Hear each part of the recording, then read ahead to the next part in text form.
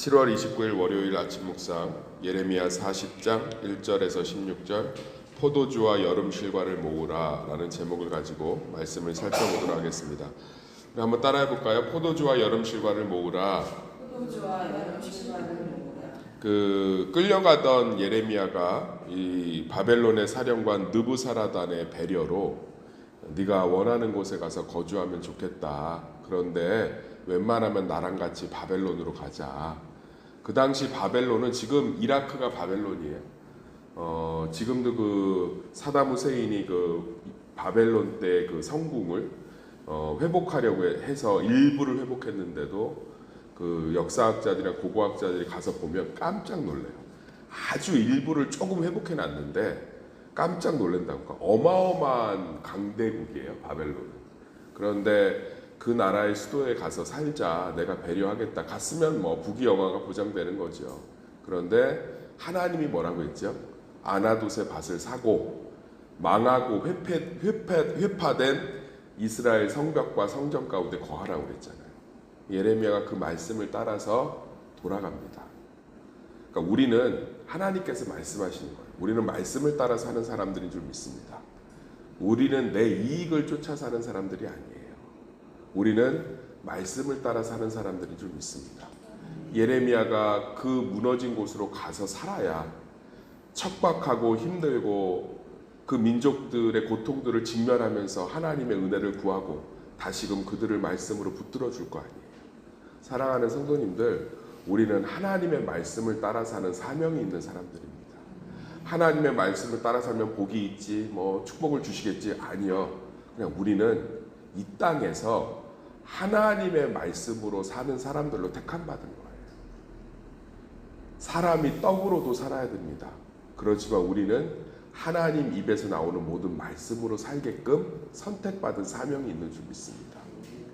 그래서 목회를 하면서도 제 이익과 유익을 말씀으로 포장하기가 참 좋아요. 목회자의 위치가. 그런데 제 이익과 유익을 말씀으로 포장해서 쫓아가려면 끝이 안 좋아요. 그런데 내가 손해보는 것 같고 힘들어도 하나님 말씀을 따라가며 우리 대마교회 물으시더라고요. 어떻게 그렇게 대마교회 가게 됐냐. 어떻게 이렇게 이번에 너무 은혜를 많이 받으셨더라고 다들. 갔다 오신 분들 또 그걸 함께 그곳에 잠깐이라도 들렸던 분들이 너무너무 은혜를 받았어요. 저한테 묻더라고요. 목사님 어떻게 그렇게 대마교회를 가게 됐습니까? 제가 솔직히 말씀드렸어요. 계획이 없었어요.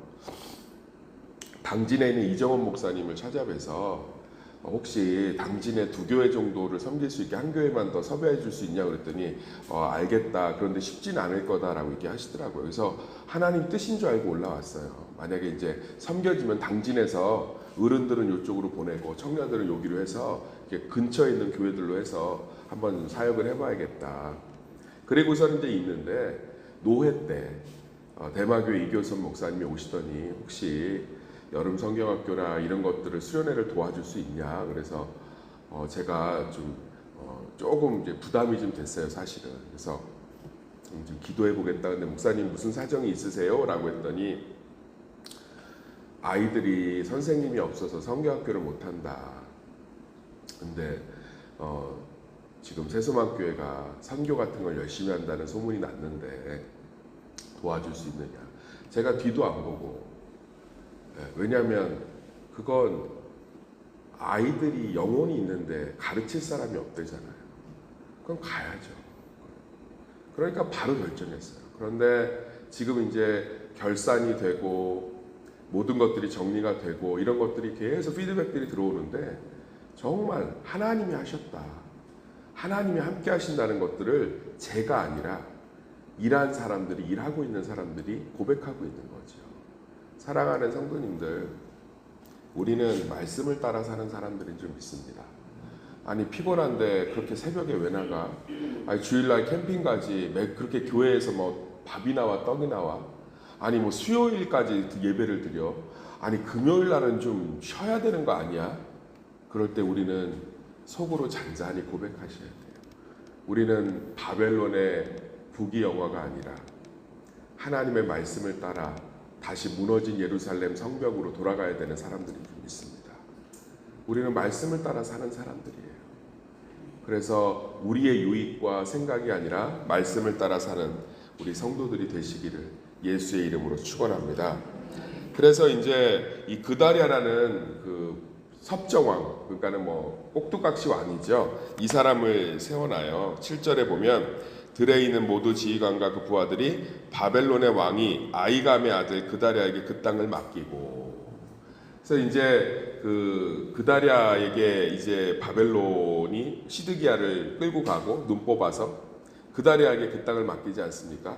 근데 그다랴가 그래도 하나님 말씀대로 순종을 해요. 비둘기처럼 순결한 사람이에요. 그래서 이 바벨론 사람들을 섬기는 게 하나님 뜻이니까 이제 정말로 바벨론 사람들이 좋아하는 과일하고 그 나라 날씨가 좀 이렇게 기후가 건조해 갖고 과일을 하면 달아요. 비가 많이 오면 과일이 달아요, 안 달아요? 안 달죠. 그런데 날이 좀 적절하게 건조하면 과일이 답니다. 이 나라 과일이 무지하게 달아요. 저도 먹어봤는데 달아서 막 혀가 아플 정도로 달아. 그러니까 바벨론 사람들이 좋아해. 그래서 이 포도 농사, 여름 실과 농사로 바벨론하고 잘 지내자 했어요. 그게 하나님 뜻이에요. 그다랴는 믿음이 있었어요. 자, 보세요. 고난이 오니까 결국은 하나님 말씀에 순종하는 사람들만 남았잖아요. 고난은 우리 삶을 더 하나님께 순종하는 삶으로 바꿔가는 좀 있습니다. 결국은 남았어요. 근데 이 그다랴의 문제가 뭐냐? 비둘기처럼은 순결한데 뱀처럼 지혜롭지 못했어요. 이스마엘이라는 암몬 사람이 있는데 이 유다 땅이 지금 완전히 황폐해졌고 주인 없는 땅이잖아요. 뭐 그다랴를 심어놨지만 이 당시에 뭐 완전히 뭐 힘이 없죠. 그러니까 이 암몬의 이스마엘이 와서 여기를 먹고 싶은 거예요, 이 나라를. 그래서 계획을 짜고 있는 것을 요하난이 가서 얘기했단 말이에요.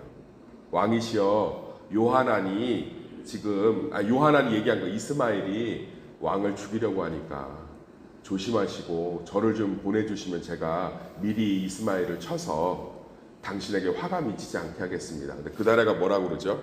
16절 읽어볼까요? 시작. 그러나 아이감의 아들 그다랴가 가레의 아들 요하난에게 이르되 내가 이 일을 행하지 말 것이니라. 내가 이스마엘에 대하여 한 말은 진정이 아니니라 하니라.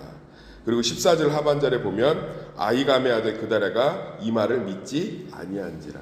그러니까 이 사람은 비둘기처럼은 순결한데 마태복음 10장 16절에 있는 말씀처럼 뱀처럼 지혜롭지는 못한 거예요. 사랑하는 성도님들, 믿음을 지키려면 지혜로워야 되는 점 있습니다.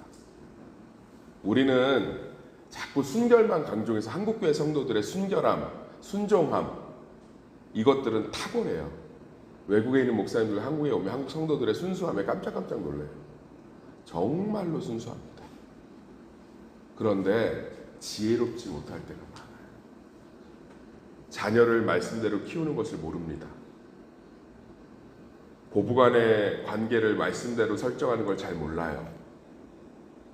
무너진 성벽을 어떻게 재건하는지 잘 모릅니다.